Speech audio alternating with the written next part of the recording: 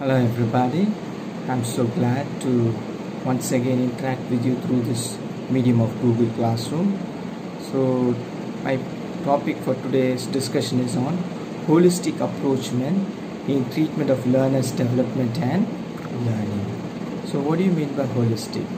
This was a term introduced by the Greeks which talks about whole of an individual's experience.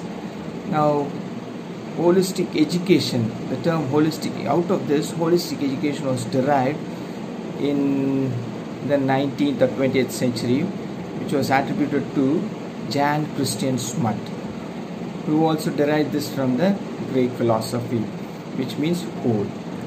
Now to make it into perspective, I have divided this into different aspects, like why we need holistic approach, what is the necessity for it now, because the Smut has just recently introduced this term holistic education. Now talking about the job market expects individuals to possess some of the skills, abilities. So let us perform a thought experiment. You are a manager or owner of a school, so you are going to recruit some teachers or workers for your institutions. So what kind of person or personality you will like to have in your workplace to work for you? Now you need a person, maybe I'll just think about it, what kind of person you will expect. You will expect somebody who is very weak and small, simple, not much experience. You want somebody who is more capable, more dynamic, more energetic, more productive. That's how we want. So the same thing applies to us. So maybe I'll put it like this: you want a person who's knowledgeable, you want a person to be dynamic, you want a person to be creative, novel, original, hardworking and smart working, a teacher who can address students' problems effectively. He can work for more time, spend more time in school activities.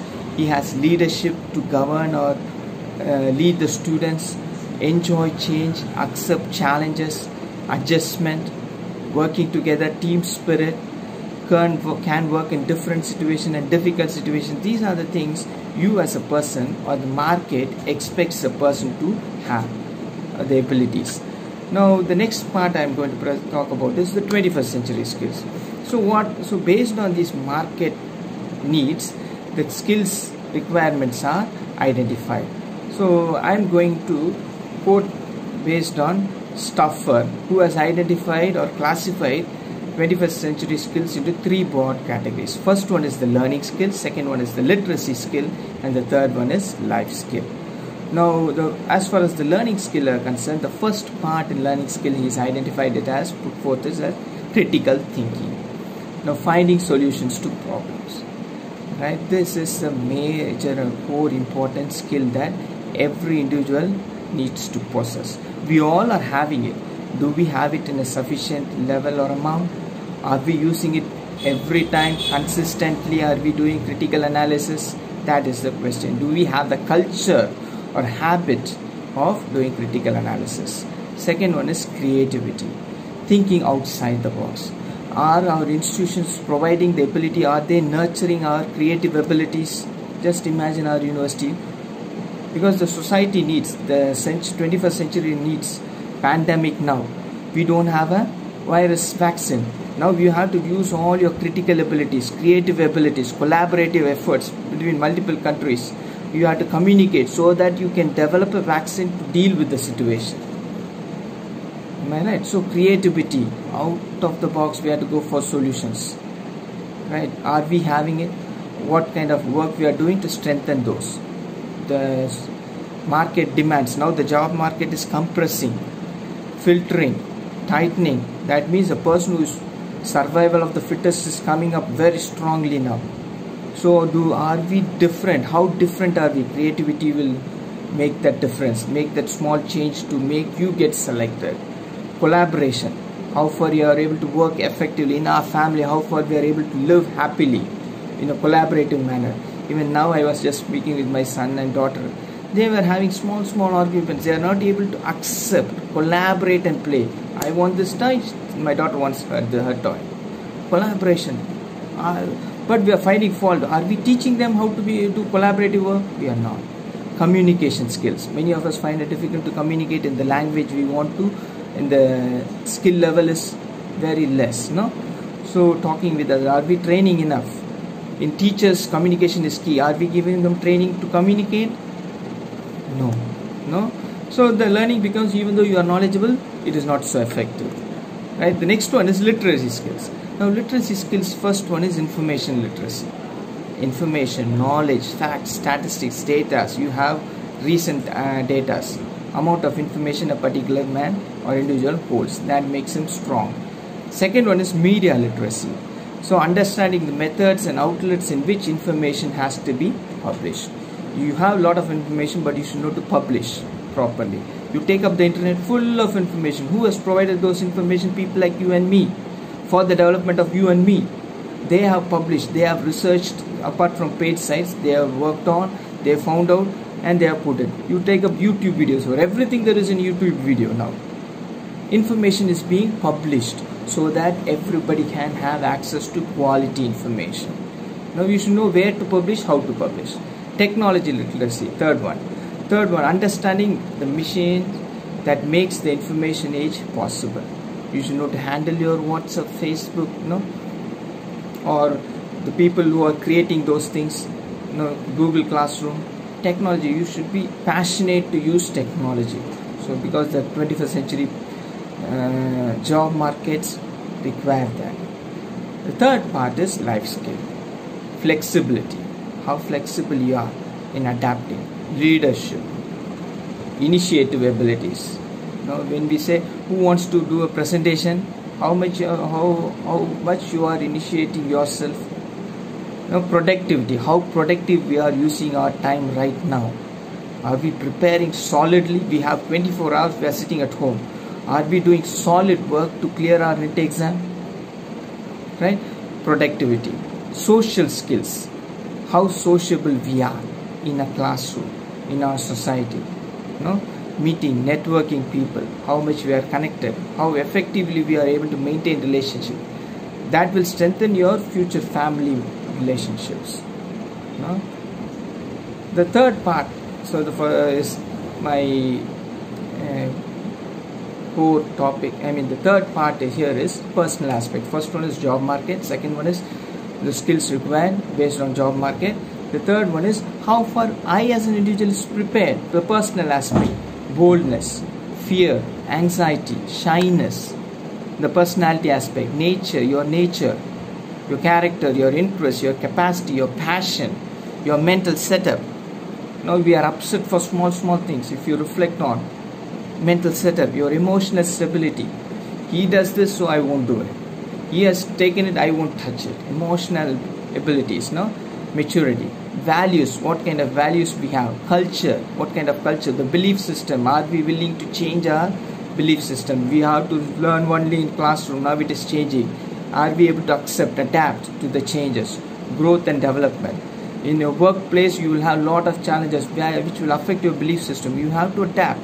The amount of knowledge, how you are gathering your information, what kind of personality you have, the carving for information, hardworking.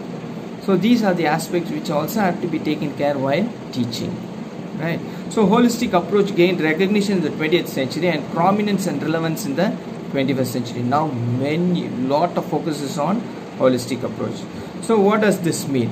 Holism, as I've already told you, it's a Greek word. It talks about whole.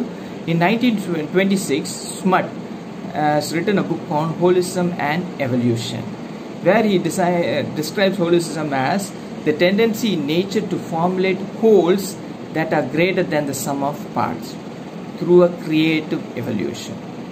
Right? You have to see things as a whole in a broad perspective, holistic way.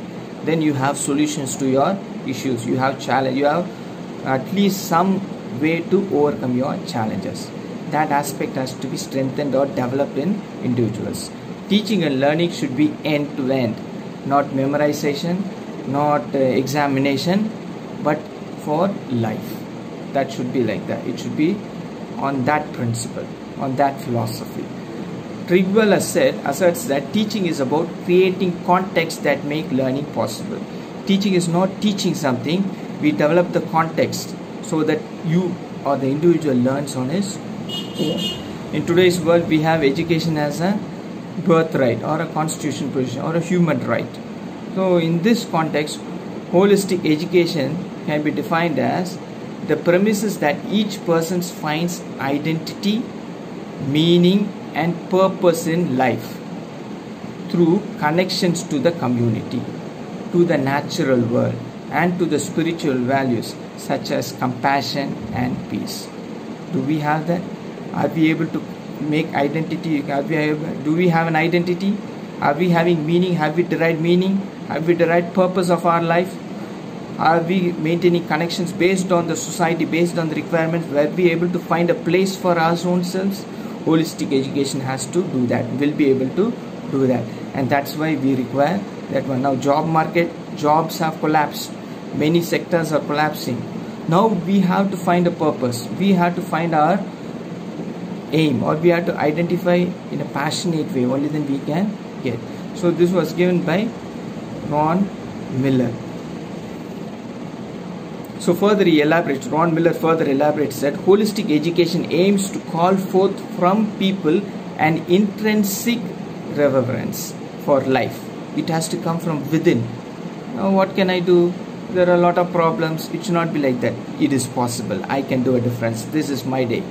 I can make India, or I can make myself proud. I can do something. I can achieve more. Intrinsic reverence for life and a passionate love for learning. If you have that, then it is effective. So teachers should work on that. What holistic approach try to achieve? Miller further elaborates that intellectual, emotional, social, physical, creative, aesthetic, spiritual potentials of the individual has to be strengthened. Develop collaborative learning, we have already discussed, in terms of relationship. Learning beyond classroom transaction. Broadening the horizon of knowledge, not just bookish. Broaden. Examine critically the cultural, moral and political context of their lives. You should be able to understand, analyze your own culture, your own belief systems, your own political context, so that you will be able to find the solution. Develop habit of observing, independent thinking, executive, rational judgment by reflection on their own values. You have to do reflections. That is very, very, very important in 21st century. And holistic education strengthens that, not gaining simple knowledge. What kind of students we need in this holistic education to be effective? You need active learners ready to construct their own independently. We have to have active learners ready to construct. You have to construct your life. Develop skills to face the world. You have to identify those skills, you have to develop those skills, and you should face it on your own. Develop personality to adapt the situations in a competitive world. This is what the holistic will do. These things the holistic will do, and it expects the students to be like this. Develop personality. Nobody is going to develop your personality. You have to adapt to situations in the competitive world. World is not going to be free, it is competitive. Students need to be academically sound. You are good in this, but only this will not work. Develop broad visions. The next step, you have knowledge, you have to expand. Develop visions. Personality, dreams. Big dream, personality wise, dream big and go for your dreams with passion and learning. And learning should help to nurture knowledge, skill, capabilities and achieve those. It is not that I have completed syllabus, I got 10 out of 10. You have to go beyond. So holistic, in terms of curriculum, it talks about relationship, responsibility and relevance for life. I will go quickly. So self-respect and self-esteem. The second, in terms of relationship, social and personal. The third one is resilience. This is a very important factor. We are not focusing. We should, in holistic education, will focus on that. The fourth one is aesthetic. How much we are appreciating beauty around us. The cell phone was invented by somebody like you and me. We are not appreciating. That's why we are not developing passion. If you appreciate the invention of cell phone, you will go on finding out how, why, what was the procedure, how they developed it. So the passion will make you to learn more on your own, and you develop new things or invent new things. The holistic education will work on that. So above all, curriculum is derived from teachers listening to each child and helping the child bring out what lies within one's own self. So in the concluding remarks, holistic education talks about core academics. It is talking about that. Emotional development, very less. Critical thinking, we have to improve upon. Conflict resolution, we don't have. Character formation, very less emphasis. Healthy social skills, very less. Manners, hands-on lessons, that is practical. So these are the aspects which holistic approach talks about, and learner has to be strengthened in all those things to be effective and grow in a better way. So hope this was informative and useful. Thank you.